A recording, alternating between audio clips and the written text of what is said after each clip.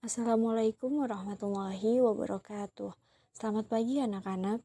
Bagaimana kabar kalian hari ini? Sehat? Ibu harap kalian sehat dan selalu dalam perlindungan Allah Subhanahu wa taala. Hari ini kita akan belajar mengenai teks deskripsi. Sebelum kita membahas lebih lanjut mengenai teks deskripsi, Ibu akan bertanya terlebih dahulu, apa itu teks deskripsi? Ya, teks deskripsi merupakan teks yang menggambarkan atau memaparkan suatu objek secara jelas dan terperinci. Jadi, dalam teks deskripsi, pembaca seolah-olah merasakan apa yang ditulis atau dideskripsikan oleh penulis. Selanjutnya, di sini kita akan membahas mengenai struktur teks deskripsi.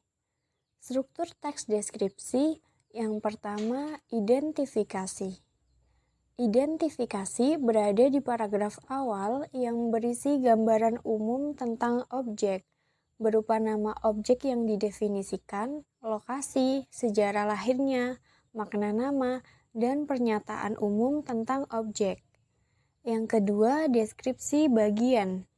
Deskripsi bagian berisi perincian bagian objek yang diperinci berdasarkan tanggapan subjektif penulis, berupa bagian-bagian objek, komposisi warna, dan ciri-ciri objek. Yang terakhir yaitu kesimpulan atau kesan, yang berisi pendapat atau pandangan penulis terhadap objek yang dideskripsikan. Selanjutnya, di sini kita akan membahas mengenai contoh struktur teks deskripsi. Contoh struktur teks deskripsi yang pertama, identifikasi. Seperti yang sudah dijelaskan sebelumnya, bahwa identifikasi berada di paragraf awal yang berisi gambaran umum tentang objek, berupa nama objek yang didefinisikan, lokasi, sejarah lahirnya, makna nama, pernyataan umum tentang objek. Di sini contohnya rumah Tongkonan. Tongkonan adalah rumah adat masyarakat Toraja. Tongkonan berasal dari kata tongkon yang artinya duduk bersama-sama. Rumah adat ini merupakan salah satu simbol suku Toraja selain upacara pemakamannya.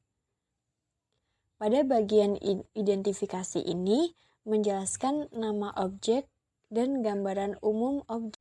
Contoh struktur teks deskripsi yang kedua yaitu deskripsi bagian. Seperti yang sudah dijelaskan sebelumnya, bahwa deskripsi bagian berisi perincian bagian objek yang diperinci berdasarkan tanggapan subjektif penulis, berupa bagian-bagian objek, komposisi warna, dan ciri-ciri objek. Contohnya di sini rumah Tongkonan. Rumah adat satu ini terbuat dari bahan kayu yang bagus dan dihias dengan apik. Hiasan terdapat pada sekujur badan rumah dan atap rumah. Ukiran di sekujur bagian rumah menambah cantik bangunan ini. Deskripsi bagian di sini memerinci bahan kayu, ukiran rumah, hiasan atap rumah. Selanjutnya, di sini kita akan membahas mengenai contoh struktur teks deskripsi yang ketiga, yaitu kesimpulan atau kesan. Seperti yang sudah dijelaskan sebelumnya, bahwa kesimpulan atau kesan berisi pendapat atau pandangan penulis terhadap objek yang dideskripsikan. Contohnya rumah Tongkonan. Sungguh kaya warisan budaya Indonesia.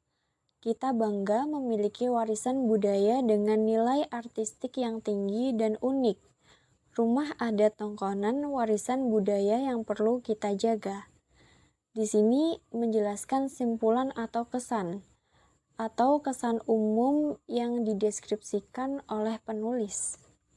Selanjutnya, di sini kita akan membahas mengenai unsur kebahasaan dalam teks deskripsi. Yang pertama, menggunakan kalimat perincian.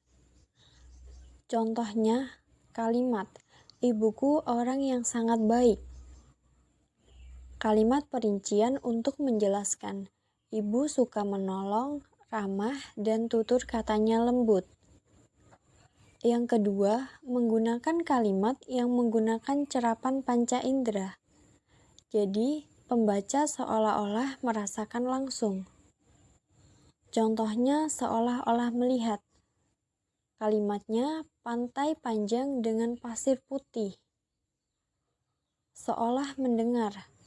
Contoh kalimatnya, debur ombak pantai terdengar berirama. Seolah merasakan.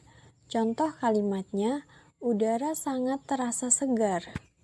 Selanjutnya, unsur kebahasaan teks deskripsi yang ketiga, penggunaan kata dengan kata dasar KPTS.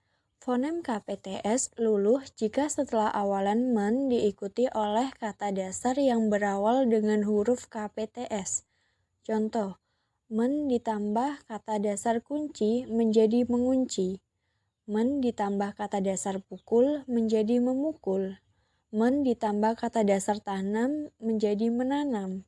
Men ditambah kata dasar siram menjadi menyiram. Unsur kebahasaan teks deskripsi yang keempat, penggunaan sinonim. Sinonim merupakan kata yang memiliki makna yang sama.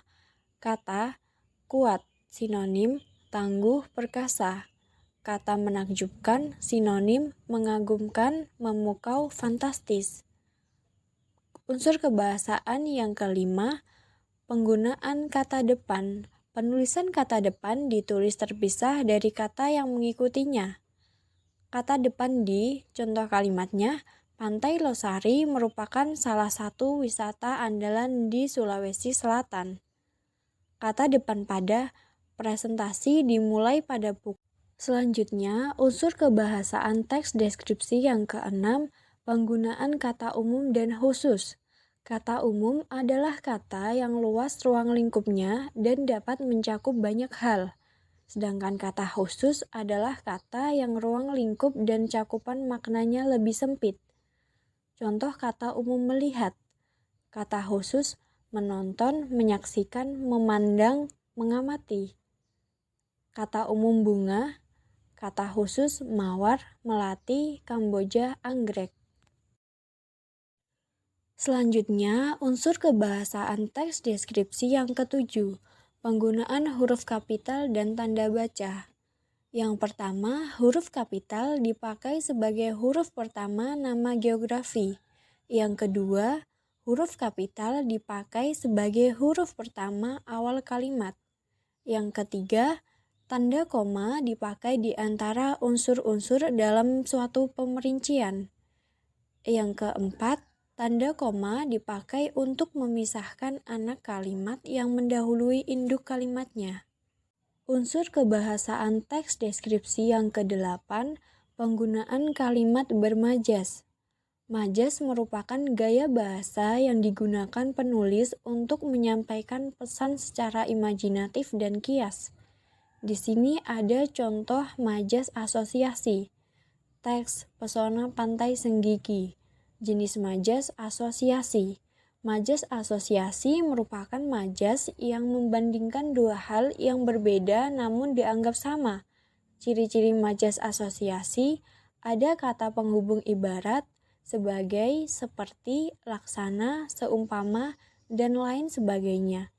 Contoh kalimatnya, Pantai Senggigi dengan pesonanya benar-benar seperti lukisan di kanvas alam yang luas terbentang. Unsur kebahasaan teks deskripsi yang ke-9, penggunaan pilihan kata yang bervariasi.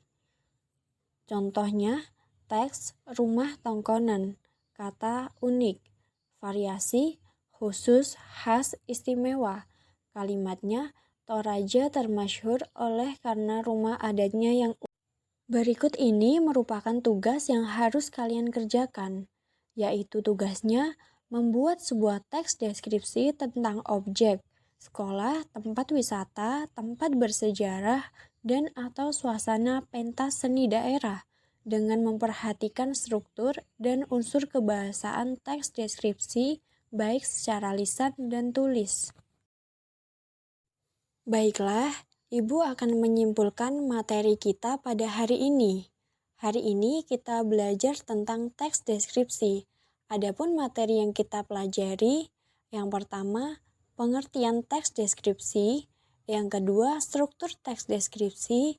Dan yang terakhir, unsur kebahasaan teks deskripsi. Semoga yang kita pelajari dapat bermanfaat bagi kita semua. Terima kasih. Wassalamualaikum warahmatullahi wabarakatuh.